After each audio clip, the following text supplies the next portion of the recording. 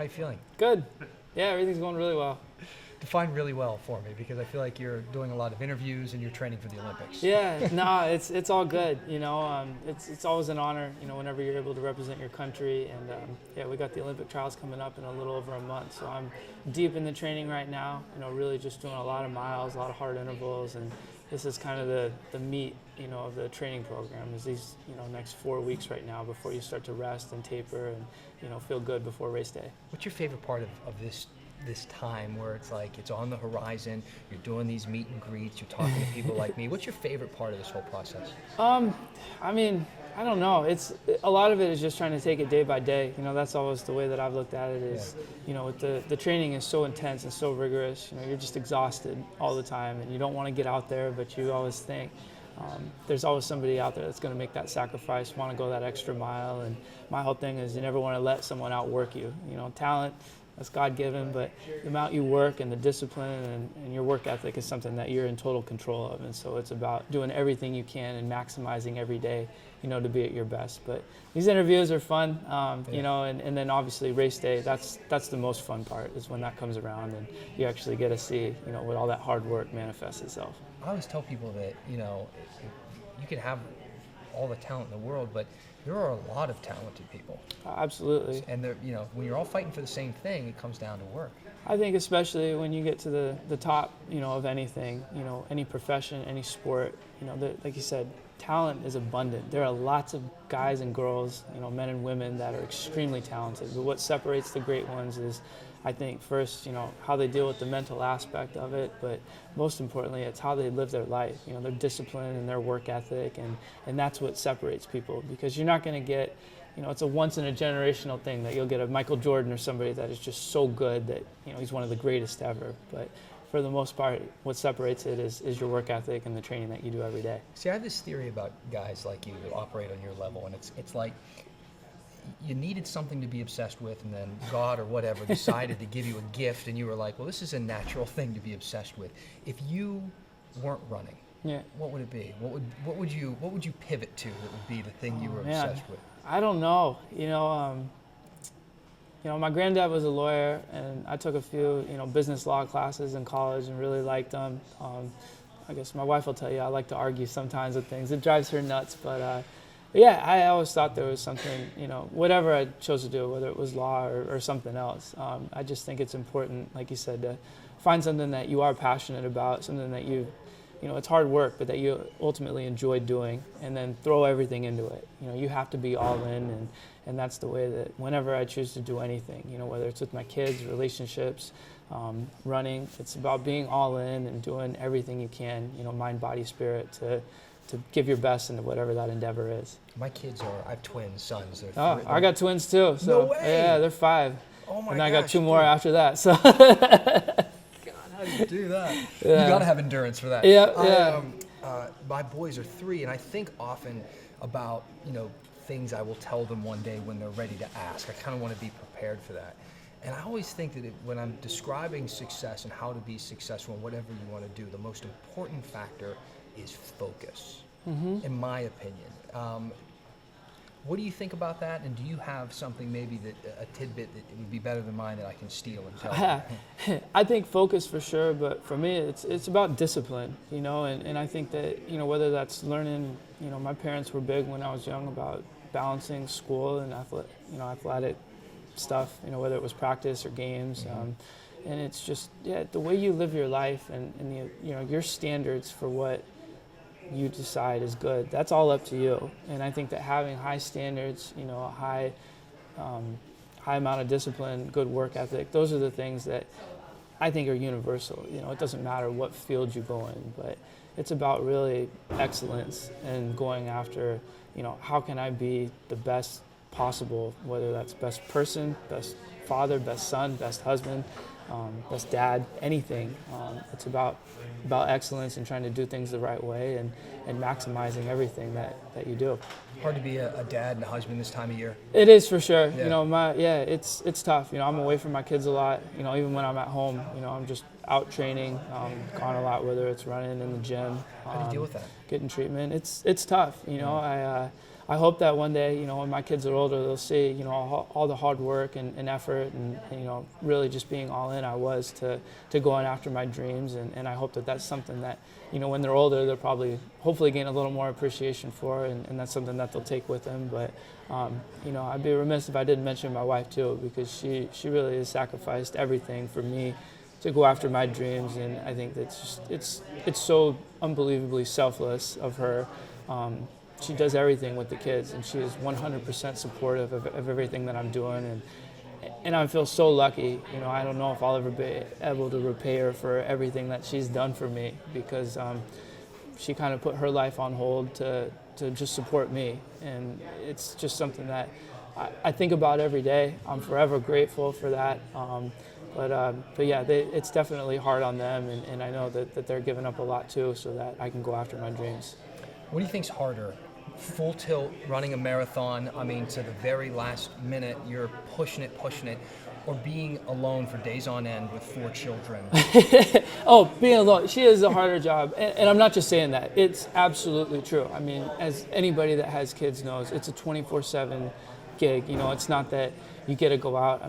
It's fun. I get to go work out all day basically and do things like that to be at my best. But having kids, you never know what can come up, and you can't take a sick day. You can't take a day off because you're, exhausted or tired. And she devotes everything to our kids and is always there for them and always there for me too.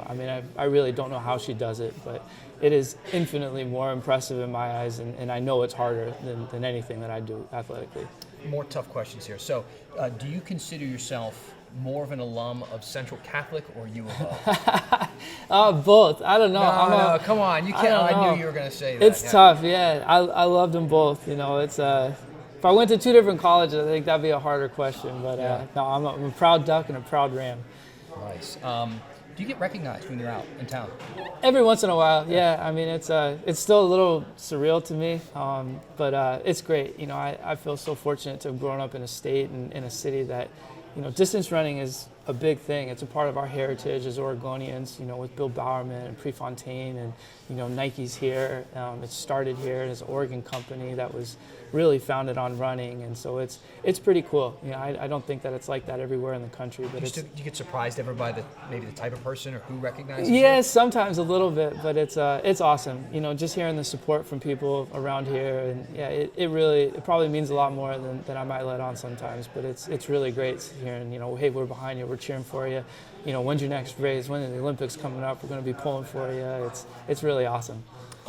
Somebody who runs distance, especially at your level, you have all of the work that you put in. You train your body. The muscles are there. The tendons are there. But you have to train your mind a lot, because you're out there by yourself for a long time. Absolutely. And everybody has that voice inside saying, you don't have to be doing this. Right. Yeah. How do you train your mind? Do you do anything specific that you do maybe outside of the parameters that most people would imagine you are doing training on the track? Absolutely, yeah. And I think that going forward the next, I don't know whether it's 10, 20, 50 years, I think that's the next great horizon for human performance is learning more about our brains and how they operate and how you can more train them and maximize that muscle. There's a lot of people that devoting a lot of energy to that right now, but physically, everybody focuses on the body, your muscles and strength, endurance, and all that. But I think that the mind gets neglected a little bit, and so I certainly do a lot of visualization. I think it's important just to take a lot of time, even if it's just 5 or 10 minutes. After a good training session, after every training session, that you take some time to reflect on things that you did well, things that you didn't do well, what you can do to improve, and going into training sessions, I think also taking some time to just establish a few goals of what you want to get out of it. You never want to, I would say, you never want to have a wasted day where you just kind of go through the motions. You say, oh yeah, well, I just need to get this done, and you go home, you don't think about it again. You should be trying to get better every single day. And a lot of that comes from, just focusing your mind. And, I've gotten really big into something called brain education, which is just kind of a lot of Tai Chi principles, but it's really just about taking some time to be calm, sitting in the quiet by yourself. There's so many distractions now with, phones and TV and computer, but a lot of people take a lot of time to just sit there and breathe and be within themselves. And you can find a lot of answers, to discover a lot of things about yourself just by taking some quiet time and, really focusing on your body and trying to tune out that outside stuff and calm your mind. So, yeah, there's a lot of things. And I think that, in years to come, in generations to come, we're going to find a lot more about the mind and how important of a role that plays. I think that people think maybe that you don't have as loud of a voice as other people do, telling you, stop, stay in bed, No. you just give up, Do you have that voice? I mean, you mentioned earlier that, man, sometimes you don't want to go train even during this time of year. I get those same things. I think that anybody that tells you they don't have those thoughts is a liar, I know that during a marathon, there's certainly points where, you're in a lot of pain. There's no way around it. I don't care how fast you're running, what level you are. It's a lot of pain to run a marathon, and you're in pain and discomfort for a really long time. And the natural thing I think to do is to start to concentrate on that, start to look at, man, I'm already feeling this bad, and I still have, 10 miles to go. I still have 15 miles to go. I don't know if I can make it. Those doubts run through every runner's heads, during an event like that. And so, for me, the biggest thing is just staying present, trying to stay calm, and even if it's just picking something small or mundane to focus on. I pray a lot when I run marathons. Sometimes I'll do the old 5-finger rosary and go through that. But anything, it could be concentrating on your breathing, concentrating on keeping your shoulders down and relaxed. Something that that's positive, that isn't negative, I think is the biggest thing to do. Because those negative thoughts, if you let them keep going and keep building, it's like a snowball. They're going to get greater and greater, and eventually it's going to take a huge toll mentally on you to the point where you start thinking about, giving up. So I think just staying positive, even looking for small goals, whether it's getting to the next water station. In the Olympics in Rio, I was hurting pretty bad for the last 6 miles, and I started out saying, all right, just concentrate on getting to the next water station. Don't worry about how long you have to go. And then that started to get too long for me, and it got to the point where I was counting light posts. I mean, literally just saying, run, make sure you get to the next light post. I was in 3rd place in the Olympics, and I wanted to stop. Everything in my body, my mind was telling me, stop, you don't need to do this. And you find those little goals, and eventually you work through it, and you get close to the finish, and then all of a sudden it's crazy how your mind starts to shift. But your mind will always give up before your body does. That was something that someone in the military actually told me. It's pretty rare that your body just gives out and you fail. It's always your mind that goes first, and you end up quitting because you don't think you can do it. And so there's a lot of power in having control over your mind and the way that you think and the positive thinking, to get you through those rough patches. How awesome is that? That was pretty good. He's telling his 3rd place, he wanted to quit. Yes, that says so much. My grandfather used to tell me, he used to say, you can do anything for 10 seconds. Yeah. And you just keep repeating those 10 seconds. Absolutely. You I just mean, keep doing it over it and over sounds dumb, but sometimes you have to just make it a small goal, something attainable, because when you start looking at, I've got to run for an hour still or 2 hours, Yes. whatever it is, it You just go mad. It seems overwhelming, but it's how do you eat an elephant? You eat it one bite at a time, and that's all you have to focus on is that whatever that one bite is. Can I steal that? Yeah. Eating an elephant thing? I like that. That's also military. I can't take credit for that either. So Do, I'm from there, so. do international athletes give you a hard time for saying miles instead of No, kilometers? not. I mean, sometimes they do. Yeah, it's always a change when you go overseas because everything is like, what do you run per K, or the treadmills are in kilometers per hour, so you got to take a second. I usually cheat and just use my phone to look it up because I'm terrible with math and conversions. But I don't know. The mile is a pretty recognized event all around, but it threw me for a loop in the Olympics when there were no mile markers. It was all in kilometers. So you learn to go through it. Just run until you cross the tape. Exactly. So, all right, we're looking at this picture. You got a little bit of blood right here. Yeah. And you said, man, it gets kind of bumpy at first. When everybody's in the pack, you got clipped by some cleats or something like that. Do you have any enemies? Nah, I hope not. Well, don't you need one? Don't you need like a guy, like an enemy out there? Does that help you? Or are you just friendly to everyone? No, I mean certainly it's cutthroat when you go out there on the track.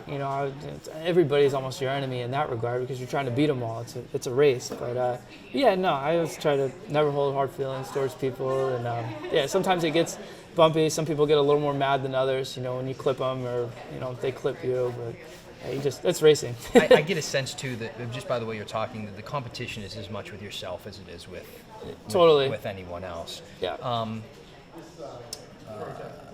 When in your life, I mean, you've been running probably since you remember walking. I would imagine you remember sprinting around and being faster than most everybody else. When did you love it the most? I don't know. I mean, I remember my mom.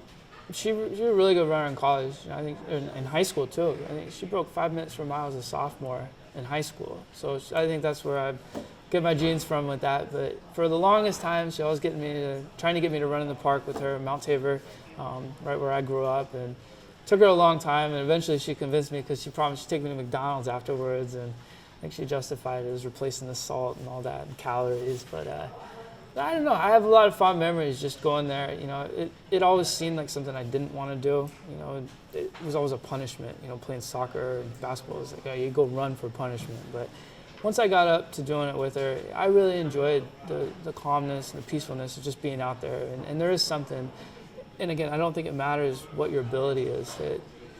I always feel better after I run. You know, if I have a stressful day, you know, bad day, there's a lot on my mind, like, you go out for a run, it clears your head, and there's something about it that just makes you feel good afterwards. And I got that feeling really early on, you know, running with my mom in the park. And then, you know, I started to do a little bit more in middle school, where I'd just kind of show up for some of the CYO track meets. And once I got to high school, I would say is when I really started getting serious. But I always loved it because it's such a pure sport. You know, who gets to the finish line first? It's about so much is hard work. There's no way around, you know, all the miles and workouts that you have to do.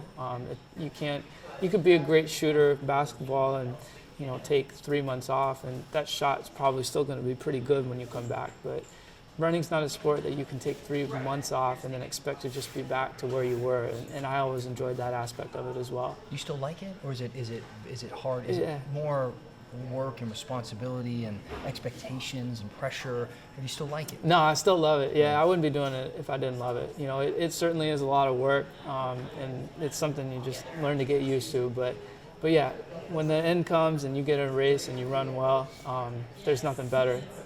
You see the fruition of all those months and months of hard work going on that one day. You know, I think there's something that's kind of fun, that challenge, you know, saying, here's a day that's months away, and this is how I'm going to get to be at my best at there, and then to get it right, there's nothing better.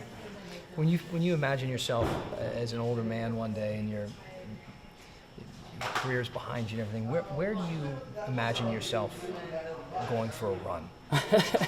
I don't know.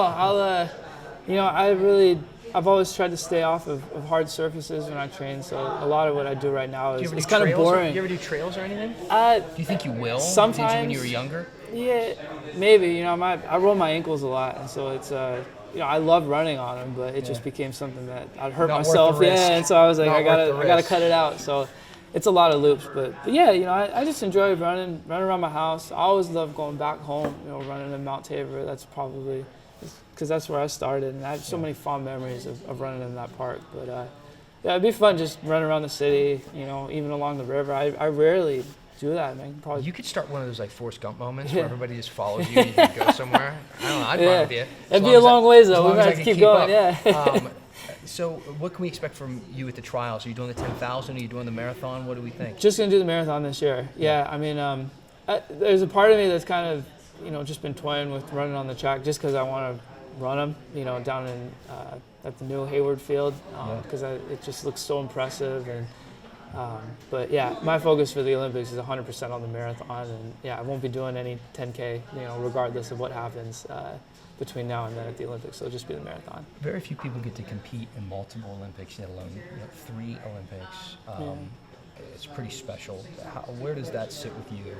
And when you think about what you've accomplished, and it's kind of a hard question because you're still in the midst of accomplishments, so you don't want to like look at a body of work just yet, but I'm sure you think about it. I haven't taken too much time. You know, it's certainly special. You know, that's not lost on me. It's really, I look at it as an honor. You know, I'm able to represent my country on the biggest stage, and you know, a country that I love and care so much about. And as a track and field athlete, you know, the Olympics are it. That's the pinnacle of our sport, and so to be able to get there multiple times, it's cooler now because I have kids and they're getting to that age where I feel like they kind of understand a little bit what I do, and that certainly is a big motivation for me. Now that they're getting older, I've got 5-year-old twins, a 3-year-old, and he's almost 1.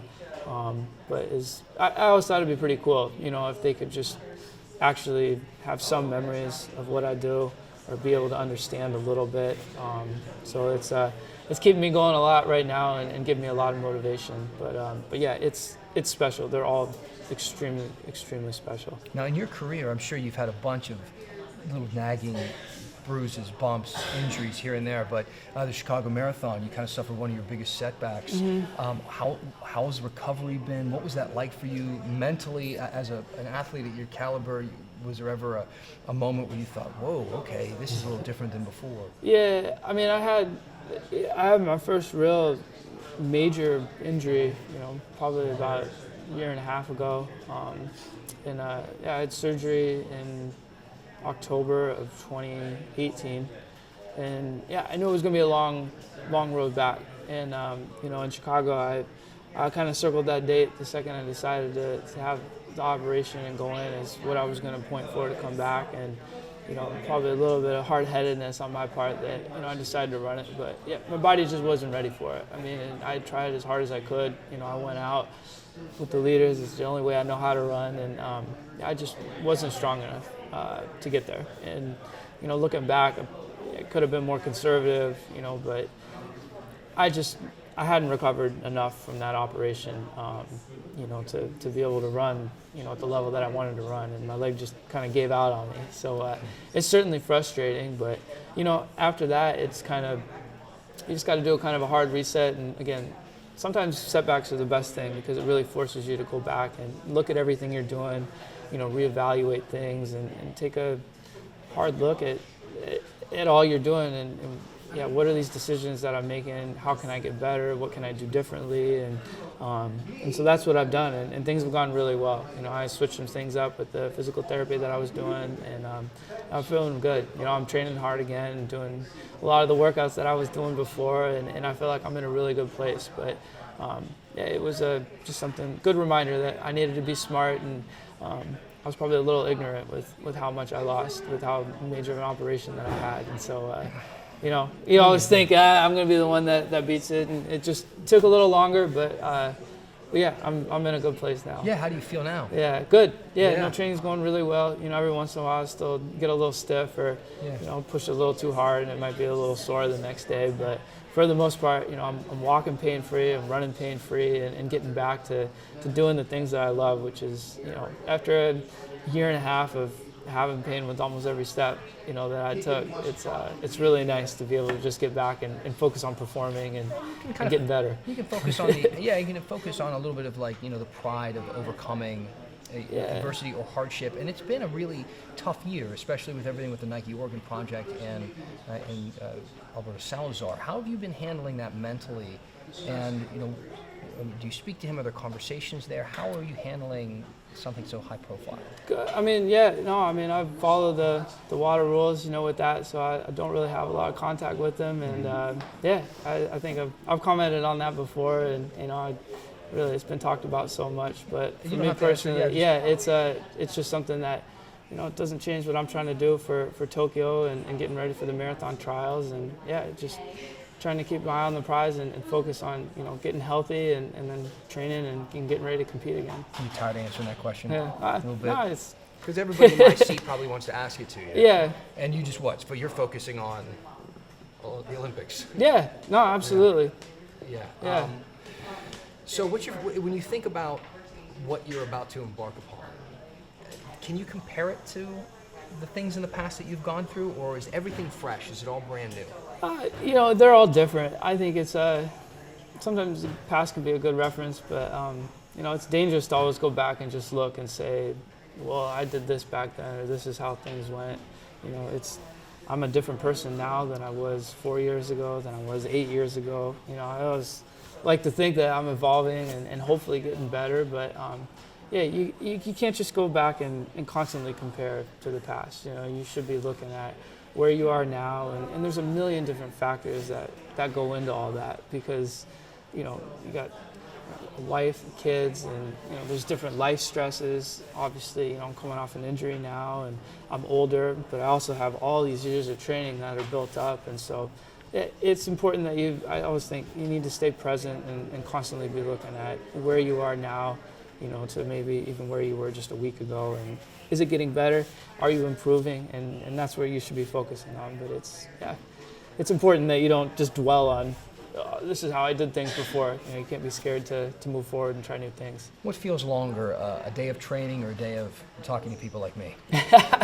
I've never been a big, media person. I think I'm a little quiet, don't have social media, any of that. So training's definitely long, but this is just different. But don't worry, we'll share all your no, stuff on I social enjoy media it. Yeah, for you, that's all right? fine. Yeah, Thanks, you can do all that Appreciate it, anytime. buddy. Appreciate it. Yeah, thank you.